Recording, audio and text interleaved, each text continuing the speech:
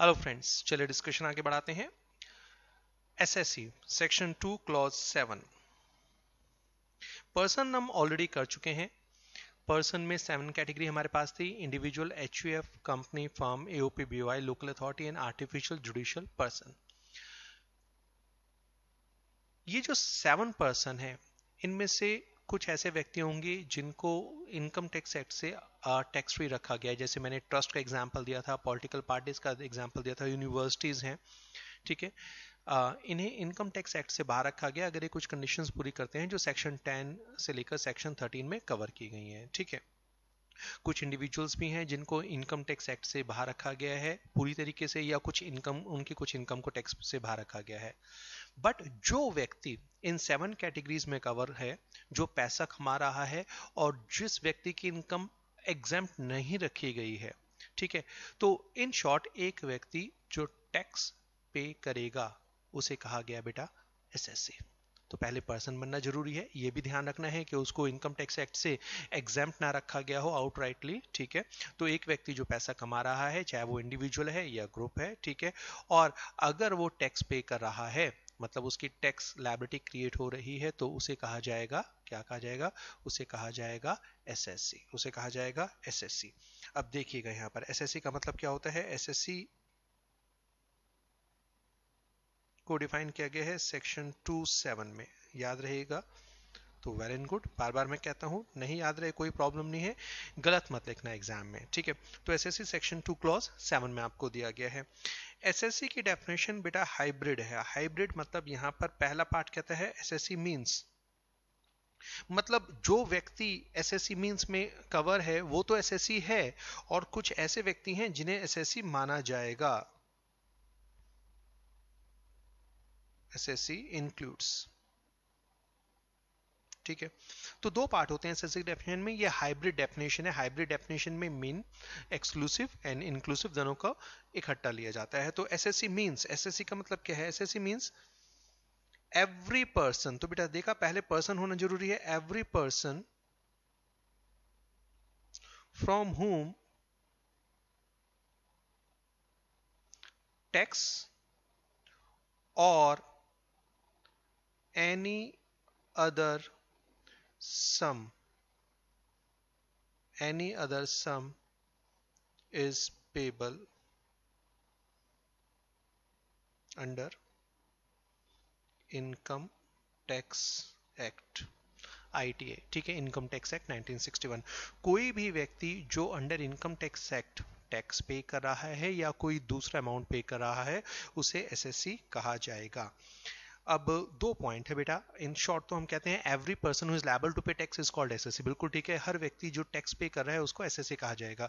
तो मान लीजिए एक इंडिविजुअल है जिसकी इनकम 6 लाख रुपए, 6 लाख रुपए मतलब एग्जाम्पशन लिमिट से बहुत ज्यादा है, जो रिबेट है उस वो भी एग्जॉस्ट कर चुका है। तो एक इंडिविजुअल जिसकी इनकम 6 लाख रुपए है, ठीक है, ये व्यक्ति टैक्स पे करेगा अंडर इनकम टैक्स एक्ट, उसे वो कहलाएगा एसएससी। ये बड़ा सिंपल है। तो every person who is liable to pay tax is called assessee. मगर यहां पर डेफिनेशन में एक और पॉइंट है, एनी अदर सम। डेफिनेशन में एक और पॉइंट है बेटा, एनी अदर सम। कुछ सिचुएशन क्रिएट की गई है, कहा गया है कि अगर एक व्यक्ति टैक्स पे नहीं कर रहा है मगर अगर वो कोई दूसरा अमाउंट पे कर रहा है इंडियन इनकम टैक्स एक्ट, ये अदर सम क्या है जरा इसको देखिए। एनी अदर सम, एनी अदर सम मतलब इंटरेस्ट या फिर पेनल्टी। देखिए भाई, अंडर इनकम टैक्स एक्ट 3 तरह के अमाउंट होते हैं। एक होता है इनकम, एक होता है क्या, टैक्स। टैक्स अगर टाइम से पे नहीं किया तो उस पर क्या लगती है, इंटरेस्ट लग सकता है। और अगर टैक्स, इनकम टैक्स एक्ट का कोई कानून तोड़ा है, ठीक है, कोई सेक्शन तोड़ा है, तो उसमें क्या लग सकती है, पेनल्टी। अब जनरली एक इंडिविजुअल टैक्स पे कर रहा है, अगर टैक्स लेट पे कर रहा है तो उस पर इंटरेस्ट लगेगा। तो बेटा वो तो ऑलरेडी, क्योंकि उसको टैक्स पेबल है तो वो एसएससी बन चुका है। मगर क्या कुछ ऐसी सिचुएशन हो सकती है जहां पर एक व्यक्ति टैक्स ना पे कर रहा हो फिर भी एसएससी बन जाए।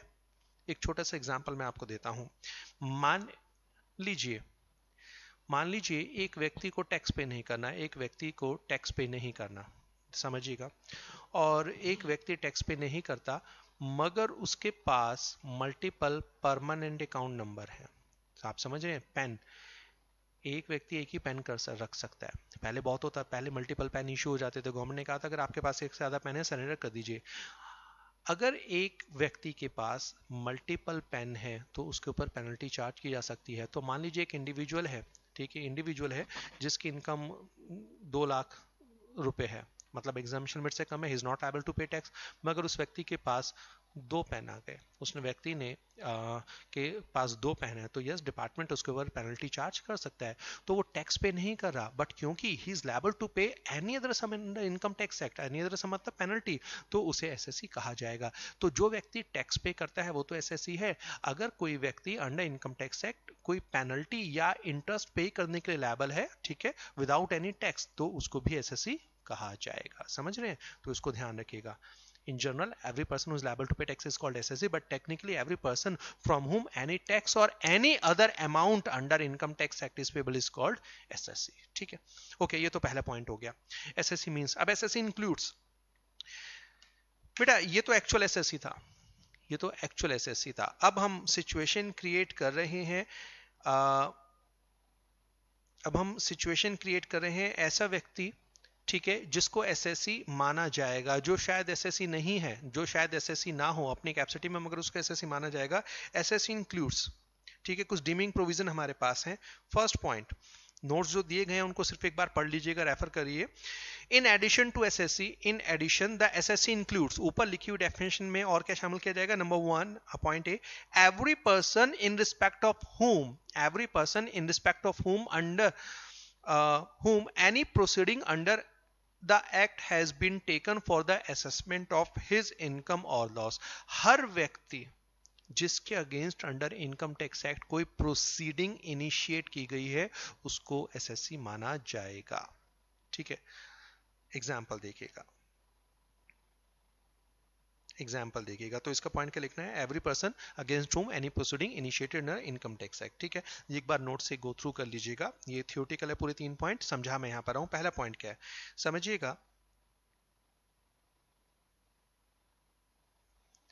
इनकम टैक्स ऑफिसर ने, इनकम टैक्स ऑफिसर ने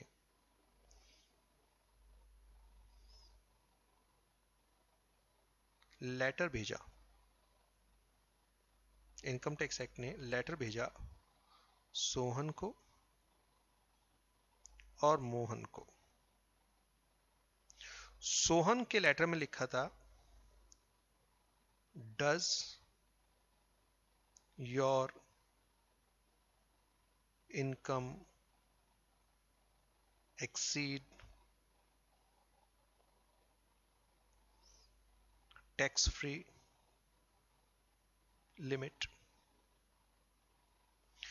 मोहन को जो लेटर दिया गया उसमें लिखा था एज पर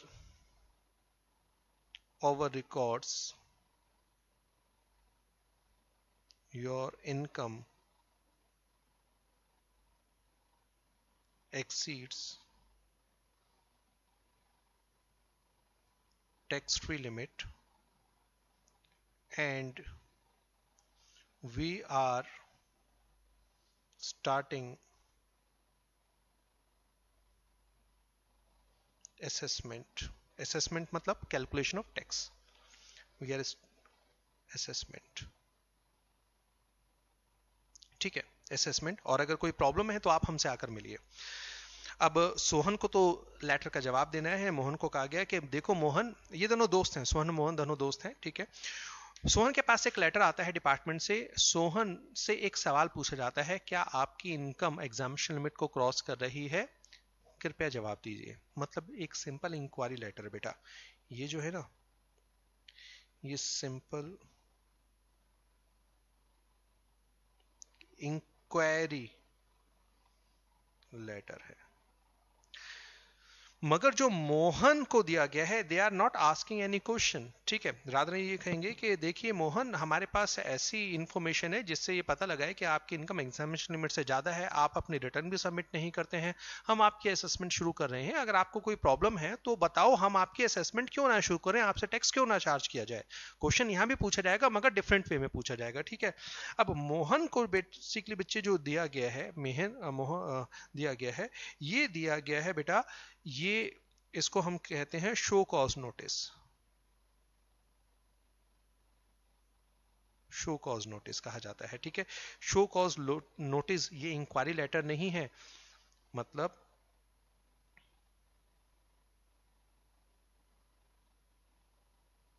प्रोसीडिंग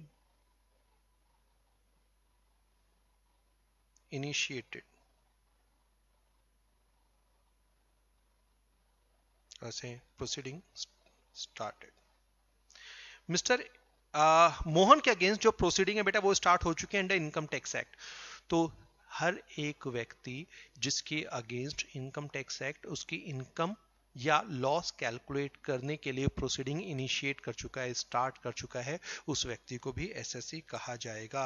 तो यहां पर मोहन भी क्या हो जाएगा, एसएससी। बाद में चाहे मोहन, ये देखो, या तो मोहन इमीडिएटली जाकर लेटर दिया है कि सर बताइए क्या प्रोसीडिंग है, मेरी ऐसी कोई इनकम नहीं है, तो अगर वहां पर assessing officer income tax department satisfy हो जाएगा तो वो क्या करेंगे, जो प्रोसीडिंग है उसे क्या कर देंगे, ड्रॉप कर देंगे, ठीक है। बट जब प्रोसीडिंग स्टार्ट हो चुकी है फॉर दैट पीरियड उसे क्या कहा जाएगा, उसे एसएससी कहा जाएगा। अगर उसके अगेंस्ट जो प्रोसीडिंग है वो ड्रॉप हो जाती है, जो प्रूफ से वो पता लगता है वो गलत है, he is not able to pay tax, तो जो प्रोसीडिंग है वो ड्रॉप हो जाएगी, he will no more be an assessee, ठीक है। बट अभी जब लेटर इश्यू हो चुका है, ठीक है, प्रोसीडिंग इनिशिएट करने का, तो क्या होगा, ये एसएससी होगा। दूसरा देखिएगा, दूसरा पॉइंट क्या है, नोट्स में एक बार पढ़ेगा, every person who is deemed to be an assessee under provision of income tax act. एक व्यक्ति जो एसएससी नहीं है मगर उसको एसएससी मान लिया जाता है, बेसिकली जो पॉइंट बी में कवर होता है बेटा, पॉइंट बी में कवर होता है, इसे ये क्या है, deemed to be an assessee, deemed to be an assessee. एक व्यक्ति जो एसएससी नहीं है मगर उसे एसएससी मान लिया जाता है, यहां पर बेसिकली जो कवर होते हैं वो कवर होते हैं representative SSC, representative SSC, representative SSC. Generally जो रिप्रेजेंटेटिव एसएससी रिप्रेजेंट किए जाते, जो क्रिएट किए जाते हैं, वो जनरली ऐसे व्यक्तियों के लिए अपॉइंट किए जाते हैं जो फिजिकली अवेलेबल नहीं है। मान लीजिए मिस्टर ए और मिस्टर बी दो भाई हैं, ठीक है, या चलो अब दोबारा एग्जांपल वही लेते हैं, सोहन एंड मोहन दो भाई हैं, ठीक है। अब पॉइंट ए खत्म हो गया, पॉइंट बी की बात करें, सोहन एंड मोहन ब्रदर्स हैं,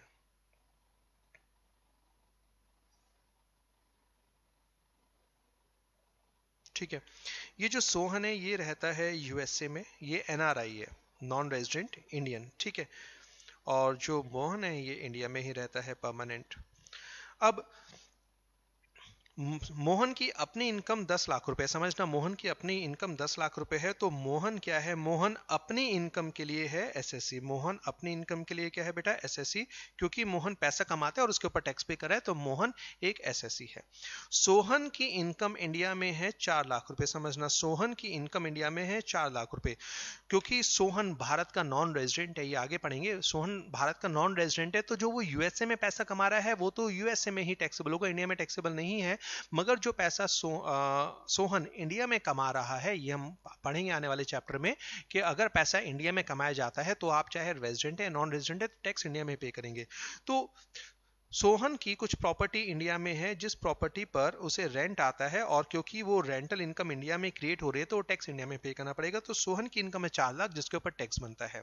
अब सोहन तो रहता है यूएसए में, तो सोहन क्या कहता है, सोहन कहता है भाई देखो मोहन, मैं तुम्हें एक एट पावर ऑफ अटॉर्नी तुम्हारे फेवर में कर देता हूं कि मेरी जितनी भी डेट, जो भी मेरी कार्रवाई है इनकम टैक्स डिपार्टमेंट के साथ, वहां पर तुम मुझे रिप्रेजेंट करोगे, तुम मुझे रिप्रेजेंट करोगे। तो अब समझना, यहां पर मोहन अपनी इनकम का जो टैक्स भरेगा, अपनी इनकम टैक्स रिटर्न भरेगा, वहां पर मोहन एक्चुअल एसएससी है। मोहन कौन है, मोहन यहां पर फॉल करेगा, ठीक है, मींस की पार्ट में बेटा यहां फॉल करेगा। मगर सोहन को वो रिप्रेजेंट कर रहा है बिफोर इनकम टैक्स एक्ट, तो इस 4 लाख रुपए के लिए मोहन एसएससी नहीं है, वो अपनी जेब से टैक्स पे नहीं करेगा, टैक्स सोहन की पॉकेट से ही जाएगा। मगर यहां पर रिप्रेजेंट कौन कर रहा है, मोहन कर रहा है। तो यहां पर for this 4 lakh Mohan is deemed assessee, deemed to be an assessee, भाई ऐसे नहीं मान लिया जाएगा, यहाँ पर प्रॉपर पेपर वर्क होते हैं। एक पेपर साइन किया जाएगा जिसमें पावर ऑफ अटॉर्नी दी जाएगी सोहन की तरफ से, और मोहन उसको एक्सेप्ट करेगा, साइन करेगा कि ठीक है मैं सोहन को रिप्रेजेंट करूंगा, अपने भाई को रिप्रेजेंट करूंगा बिफोर इनकम टैक्स एक्ट। इसका मतलब ये हुआ कि फ्यूचर में जब कोई लेटर आना होगा, वो letter income tax department Sohan के पास यूएसए में नहीं भेजेगा, वो किसके पास भेजेगा? मोहन के पास। ठीक है, सोहन के नाम से आएगा मगर किसके पास? मोहन के पास। ठीक है, फाइनली जो भी टैक्स है वो सोहन की पॉकेट से जाने वाला है। तो ये रिप्रेजेंटेटिव एसएससी के लिए बेटा वर्ड यूज होता है। थर्ड पॉइंट ये इंटरेस्टिंग है, इसके ऊपर एग्जाम में आपसे अलग से क्वेश्चन बन सकता है, और ये बार बार पढ़ने में भी आपको आएगा। जब हम टीडीएस का चैप्टर पढ़ेंगे, पीजीपी पढ़ेंगे, तो वहां पर ये वर्ड आपको सुनने के लिए मिलेगा। C point, deemed to be an assessee in default. एक व्यक्ति जो अपनी गलती के कारण एसएससी मान लिया जाता है, एक व्यक्ति जो अपनी गलती के कारण एसएससी मान लिया जाता है। ठीक है, अब इसका एग्जांपल देखिएगा, ध्यान से सुनेगा क्योंकि इंपॉर्टेंट पॉइंट है। XYZ लिमिटेड की इनकम 10 करोड़ रुपए है। XYZ लिमिटेड की इनकम 10 करोड़ रुपए है। तो बेटा इस 10 करोड़ रुपए के लिए XYZ लिमिटेड क्या है? XYZ limited is an SSC, actual SSC है। ठीक है, XYZ लिमिटेड की 10 करोड़ रुपए की इनकम है। इस पर जो भी टैक्स पे करेगी, कौन पे करेगी? XYZ लिमिटेड पे करेगी। तो यहां पर XYZ एक्चुअल एसएससी है। डन। अब देखिए दूसरी सिचुएशन, XYZ लिमिटेड को 10 लाख रुपए पे करना है मिस्टर ए को। XYZ लिमिटेड ने 10 लाख रुपए पे करना है मिस्टर ए को। इस 10 लाख रुपए के ऊपर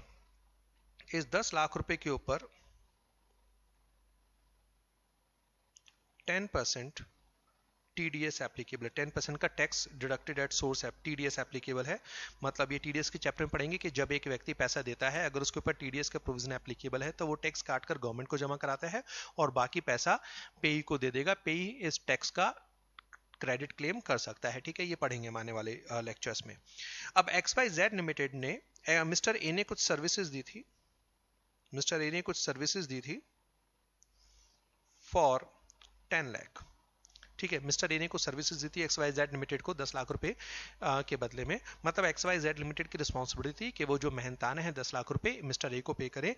मगर इसके ऊपर एक प्रोविजन था कि जब XYZ लिमिटेड ये 10 लाख रुपया पे कर रही होंगे मिस्टर ए को, तो उसका 10% टैक्स काटकर गवर्नमेंट को जमा कराए और 9 लाख रुपए पे करे गवर्नमेंट, 9 लाख रुपए पे करे मिस्टर ए को। तो अब XYZ लिमिटेड ने क्या करा? XYZ लिमिटेड ने 10 लाख में से टीडीएस गवर्नमेंट को जमा करा दिया।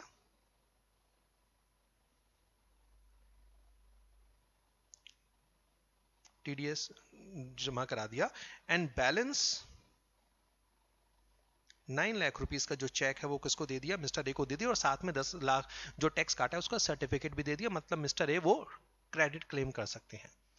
तो अभी ये समझिए कि जब XYZ लिमिटेड ने 10 लाख रुपए मिस्टर ए को देने थे, तो XYZ लिमिटेड की रिस्पॉन्सिबिलिटी है एज पर लॉ कि वो 10% टैक्स काटकर गवर्नमेंट को जमा कराए, गवर्नमेंट का हिस्सा, और बाकी 9 लाख रुपए मिस्टर ए को दे दें। यहां तक तो सिचुएशन ठीक थी। प्रॉब्लम क्या हुई?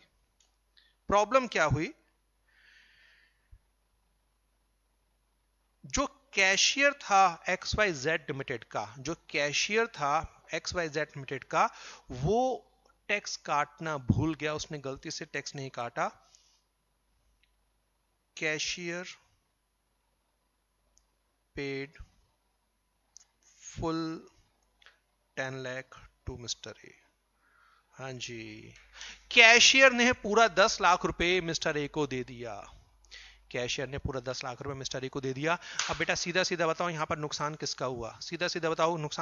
गवर्नमेंट का। अरे भाई देखो, गवर्नमेंट को 10% मतलब 1 लाख रुपए मिलना चाहिए था, मगर कैशियर की गलती से गवर्नमेंट को 1 लाख रुपए का नुकसान हो गया। अब बट ऑब्वियस है, मिस्टर ए मान लेते हैं मिस्टर ए बहुत ऑनेस्ट व्यक्ति है। ठीक है, ऑनेस्ट टैक्स पेयर है। मिस्टर ए ये टैक्स पे कर देंगे, कोई प्रॉब्लम नहीं है। यहां पर बेटा समझिएगा, मगर यहां पर प्रॉब्लम हो गई XYZ लिमिटेड के लिए, ठीक है। जो प्रोसीडिंग्स होती हैं, बट अगर मिस्टर ए ये टैक्स पे कर देते हैं तो कोई प्रॉब्लम नहीं है, ठीक है। अगर मिस्टर ए डिसऑनेस्ट है, समझिएगा मेरी बात, मिस्टर ए टैक्स पे नहीं करते या गवर्नमेंट मिस्टर ए से टैक्स रिकवर नहीं कर पाती, तो नुकसान कितना हुआ? 1 लाख रुपए का नुकसान। कितना हुआ? 1 लाख रुपए का। पहली बात, जो टीडीएस का अमाउंट है वो लॉस है। किसकी वजह से हुआ? कैशियर। अरे भाई कैशियर किसने रखा हुआ है? XYZ limited. गवर्नमेंट तो कैशियर को नहीं जानती ना, गवर्नमेंट तो XYZ लिमिटेड को जानती है। ये 1 लाख रुपए का जो टैक्स का नुकसान है गवर्नमेंट को हो रहा है, किसकी वजह से? XYZ लिमिटेड की वजह से। गवर्नमेंट ये 1 लाख रुपए अब किससे रिकवर करेगी? गवर्नमेंट बेटा ये 1 लाख रुपए रिकवर करेगी provided if mister A does not पे। अगर मिस्टर ए पे कर देते हैं फिर तो कोई प्रॉब्लम नहीं है, फिर तो सस्ते में छूट जाएगी यहाँ पर XYZ लिमिटेड। ये पीजीपी के चैप्टर में डिटेल में मैं आपको कराऊंगा, ठीक है। अभी सिर्फ समझिए कि यहाँ पर मिस्टर XYZ लिमिटेड ने 1 लाख रुपए का टैक्स काटकर गवर्नमेंट को जमा कराना था, जो कैशियर की गलती से नहीं कराया गया। तो बेटा यहां पर जो टीडीएस है shall be recovered from XYZ limited. और बेटा ये जो XYZ लिमिटेड है, XYZ लिमिटेड को एसएससी माना जाएगा गलती के कारण, deemed to be an assessee in default. तो जब एक व्यक्ति अपनी गलती के कारण, ठीक है, एसएससी बनता है, तो यह है डीम टू बी एसएससी। तो यहां पर XYZ लिमिटेड ने जो पैसा खुद कमाया है उसके लिए XYZ लिमिटेड क्या है? Actual SSC. मगर XYZ लिमिटेड ने अपनी गलती के कारण जो उसके ऊपर एक रिस्पॉन्सिबिलिटी डाली गई थी वो टैक्स की पूरी नहीं की, तो बेटा उस सिचुएशन में ये एसएससी इन डिफॉल्ट बन जाएगा। ये सबसे ज्यादा खतरनाक होता है क्योंकि इस 1 लाख रुपए को पे करना पड़ेगा, इसमें इंटरेस्ट भी लगेगा और इसमें पेनल्टी भी लगेगी, टीडीएस के प्रोविजन अलग से लगेंगे, तो इसमें टैक्स नहीं काटने का जो है वो भी जुर्माना लगेगा, और एसएससी इन डिफॉल्ट का जुर्माना भी लगेगा, ब्याज भी लगेगा और ये टैक्स भी लगेगा। मतलब ये भारी भरकम भूल होती है इनकम टैक्स एक्ट में यहाँ पर, और कंपनी के ऊपर तो वैसे ही प्रोविजन बहुत स्ट्रिक्ट होते हैं, ठीक है, क्लियर है। तो बेटा एसएससी के दो पार्ट हैं। SSC means every person who is liable to pay tax or any other amount under income tax act। any other amount में क्या होता है? इंटरेस्ट हो सकता है, पेनल्टी हो सकती है। तो कुछ सिचुएशन ऐसी होती है जहां पर टैक्स नहीं पे करना, इंटरेस्ट पे नहीं करना, मगर पेनल्टी पे की जा सकती है। एग्जांपल आपको दिया था मल्टीपल पेन का, ठीक है। देन एसएससी इंक्लूड्स, तीन होता है assessee includes, number 1 every person against whom any proceeding under income tax act is taken, number 2 assessee in default, number 3 deemed to be an sorry number 2 था deemed to be an assessee और number 3 है deemed to be an assessee in default, ठीक है। तो ये definition है। देखिए person और एसएससी की डेफिनेशन थोड़ा सा समटाइम हमारे पास ये लगता है कि यार थ्योरी है, थोड़ा बोर हो रहा है, मगर समझिएगा डायरेक्ट क्वेश्चन आने के चांसेस कम है। मगर ये जो एसएससी की डेफिनेशन होती है ना बेटा, बाद में अगर कुछ ट्रिकी क्वेश्चन आते हैं, कुछ एग्जामिनर आपसे कुछ सिचुएशन बेस्ड क्वेश्चन पूछता है जिसको हम केस स्टडी